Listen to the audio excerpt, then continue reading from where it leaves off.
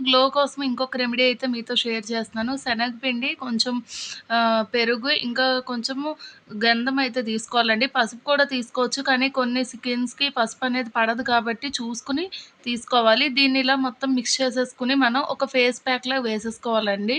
మొత్తము మన నెక్‌కి కూడా అప్లై చేసుకోవాలి. ఎందుకంటే నెక్ కూడా డార్క్ ఇదనేది ఉంటుంది కాబట్టి నెక్‌కి కూడా మొత్తం అప్లై చేసేసుకోవాలి దీన్నైతే.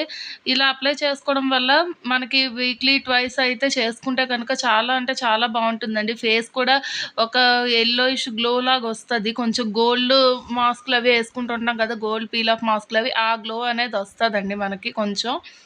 అలాగని వెంటనే అయితే రాదు. ఒక 2, 3 టైమ్స్ అలాగ మనం వీక్లీ ట్వైస్ అలాగా లేదంటే మనం మంత్లీ ఒక 3 టైమ్స్ గాని అలా చేసుకుంటే బావుంటుంది ఇదైతేను.